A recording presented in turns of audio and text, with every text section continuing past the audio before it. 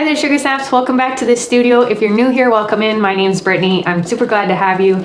As you've probably noticed from the thumbnail on this video, I'm going to be working on a knit hat today. Brittany of the future here to tell you that I changed my plans to create fingerless gloves instead of a hat, but past Brittany doesn't know that yet.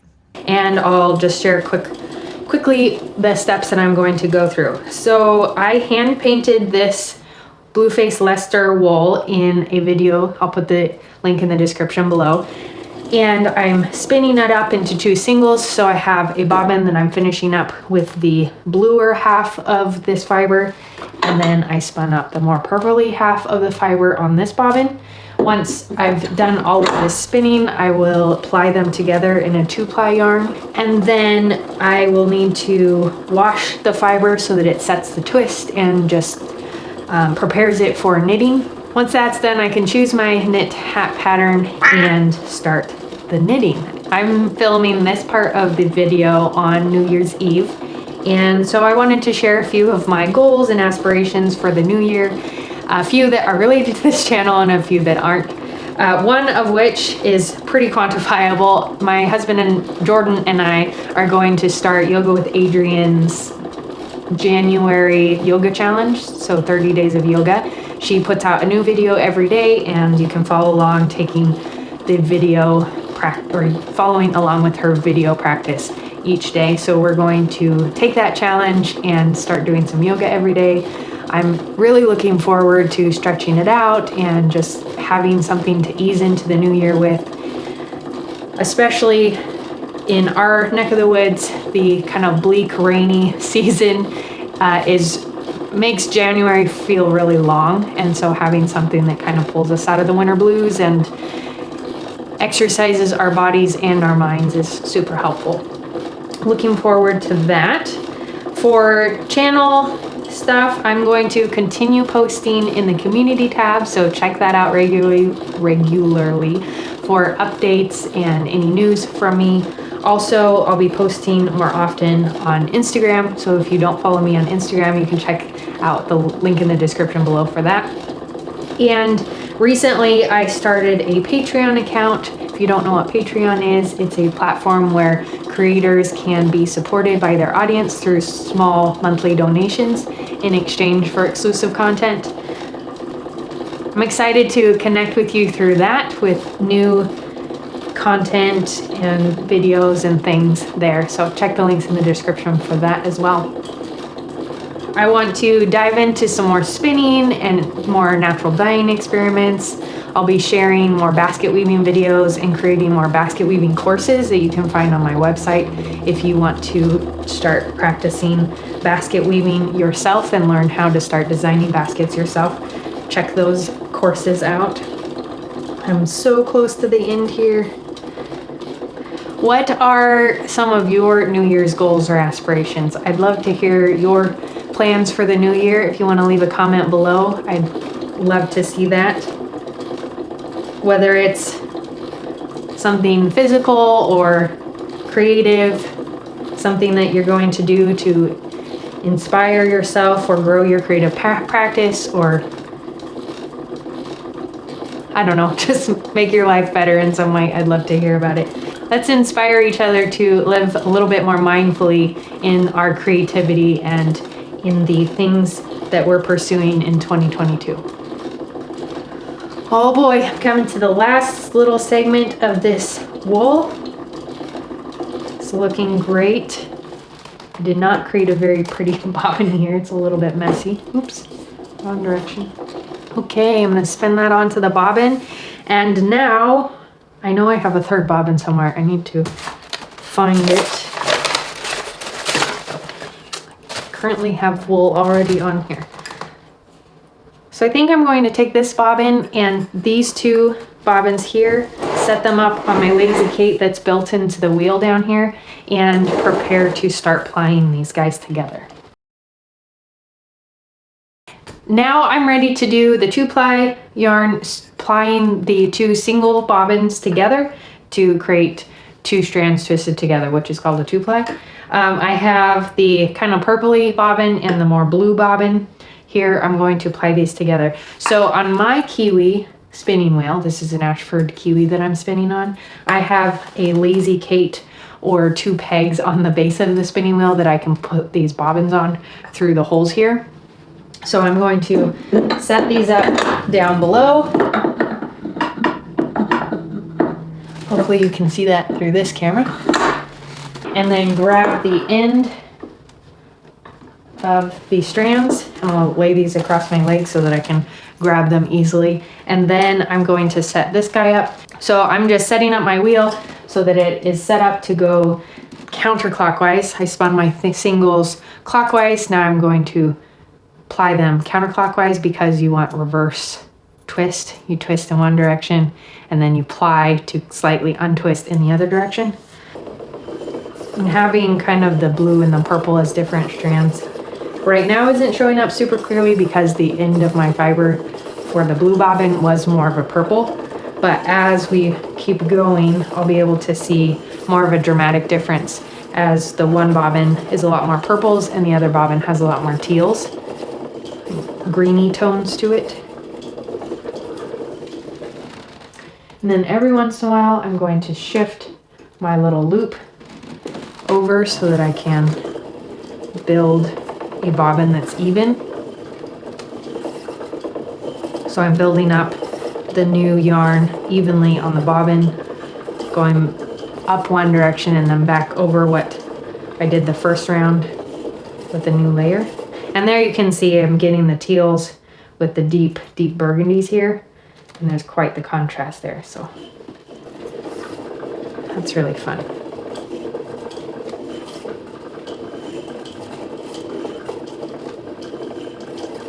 I'm excited to see this yarn on the niddy noddy once it's all spun up because the variegation of color from the hand painted roving is going to show up really nicely in this 2-ply.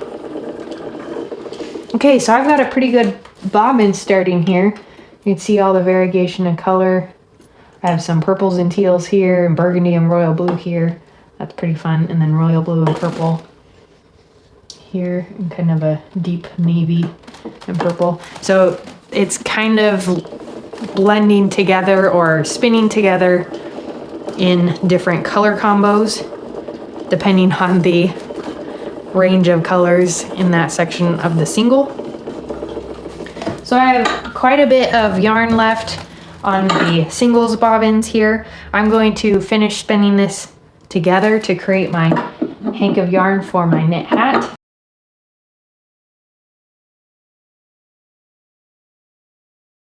I finished spinning the yarn onto my bobbin, or applying the yarn together and onto this bobbin. I almost filled one whole bobbin, and now I'm ready to turn it into a skein of yarn so that I can wash and block it.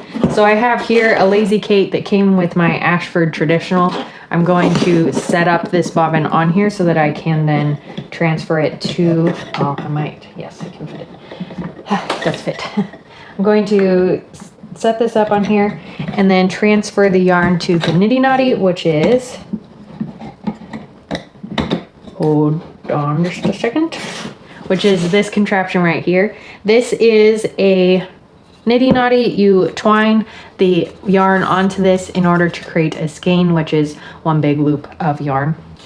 If you want a tutorial on how to use this, I have links in the description below. So I'm going to tie this around one of these ends here. The niddy noddy has a specific way to wind it up so that you end up with one large loop of yarn rather than something twisted, because then from that loop we can eventually wind it into a ball. The reason I'm winding it into a skein first before winding it into a ball to knit from is so that I can get it wet, kind of wash it in some soapy water, rinse it out, and allow the fibers to meld together a little bit. So it's almost felting, not quite. You're finishing the yarn so that the fibers just sit nice and snugly together.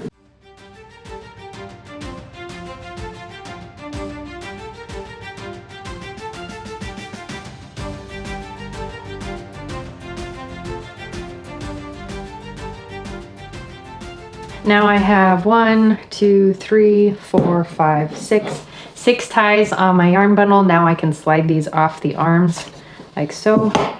Take the tie off that end.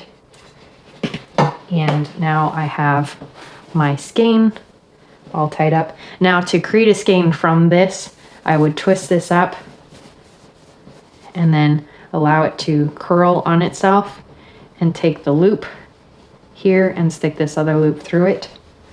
So you end up with a nice, neat yarn skein. But I don't want it in a yarn skein right now because I need to stick it in the cold or the warm water. So I'm going to take this bundle and dunk it into my soapy water. Okay, and then I'll put it in my bin of warm water without the soap and swish it around in here. So I'll squeeze out all the excess water. Wool can hold a lot of water without feeling damp, so I'm trying to squeeze out as much as possible because then I will hang this to dry, and I want it to dry as fast as possible so I can get to knitting. And now I'm going to hang this to dry. I ended up with a nice, fairly balanced skein of yarn. If you see, it hangs without twisting awkwardly. It has a nice drape.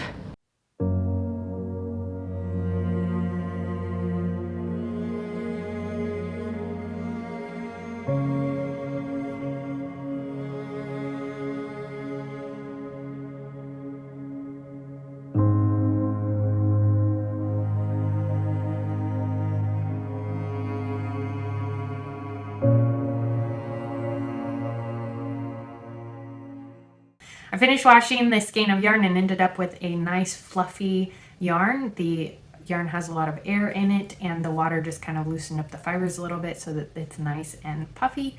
Now I need to wind it up into a ball. So I'll go through a quick tutorial on how I did that because I don't have an umbrella or ball winder. So I had to do this from scratch. So I laid out my skein of yarn so that the loop was laid out on my table, cut the ties out so that it was all loose, and then put 2 mason jars upside down in the center of the skein just to make sure that I could visualize so that things didn't get tangled up. It just helps separate things.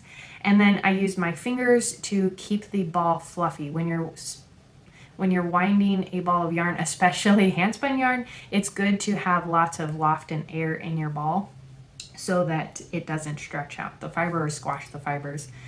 You want nice and lots of air in your fiber. So I used my 3 fingers, wrapped the yarn around those fingers until I had a nice little bundle, then pulled that bundle off, switched it to the other side or so that the strands were going the opposite direction, and then did that again with my fingers, wrapping the yarn around that first portion, and then continued to build the ball that way until I ended up with a large ball of fluffy, soft, squishy yarn. And here's that right here. It's nice and soft, so that tells me there's lots of air and the fibers have room to kind of breathe and not be squashed together. Man, this yarn turned out so cool, all the different colors. And now I'm going to take this, and I intended to make a hat for this project, and you probably heard me talking about that through the beginning of this project, and the thumbnail probably doesn't match that because now I'm shifting gears, and I think instead of a hat, I'm going to do fingerless gloves. I was out cross-country skiing and snowshoeing this weekend with my husband and came across an outdoor store where they had some beautifully hand-knit fingerless gloves from a local artist. And it was very inspiring because they were super pretty and also functional. So I'm thinking about doing that because this BFL fiber, the wool would be a really nice fiber for that.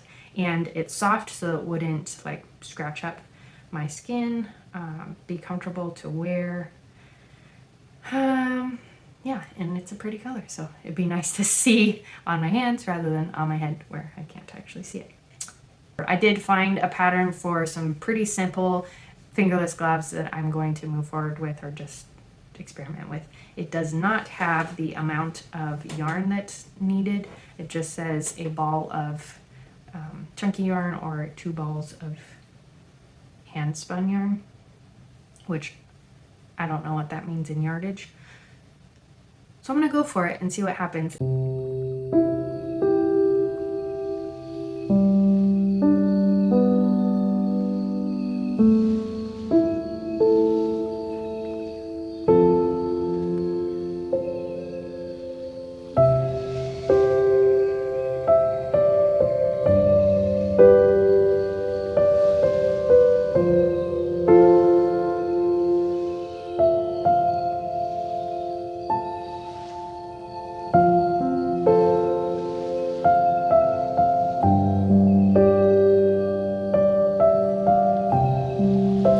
So I knit a couple rows, 13 of them, of knit purl ribbing to create the cuff of this guy, and then started knitting, doing some increases and following the pattern to create increases for the hand part and to begin building the thumb. So now I am on row 18 and I need to make a stitch or make one. So I'm going to take my needle and stick it through the space in between the stitches, stick it in that space and loop through some of the yarn to make a stitch, to add a stitch in that hole. And then it says knit one, and then I'm going to make another stitch. So this span between the two stitches here, I'm going to lift that up, loop yarn around and pull yarn through to create a new stitch, and then knit to the end of the round. So I'll finish this row with knitting, and then all of the odd number rounds are just a knit around. So I'll knit to the end of this row and then knit another row and then go on to row 20, which is another increase row. And then this next row is an odd number row, so I'll knit this row all the way around as well.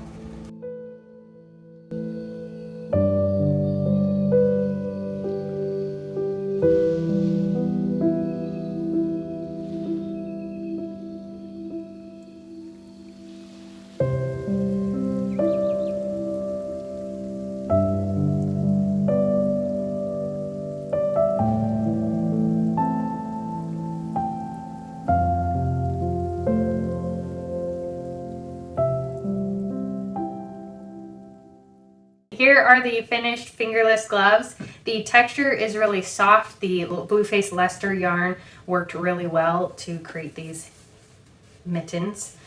And also the color came out really nicely. They're a little bit different in the way that the variegation of the fiber shows up, but the variety of blues and purples and greens coming through is really fun.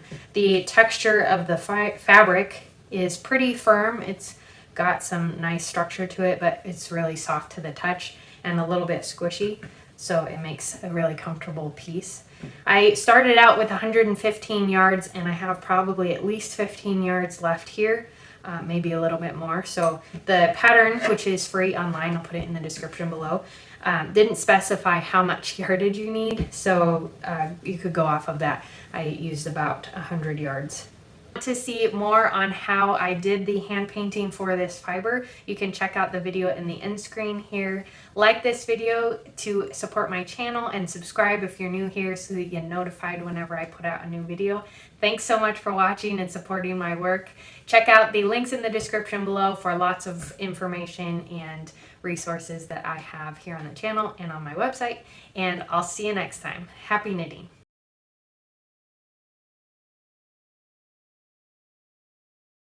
Oh my goodness, these colors, look at that. That's so pretty. I'm still getting over twisting. But even the over twist, look at that cable yarn, that's really pretty too. Focus, Brittany, focus. Not making cable yarn, but I could.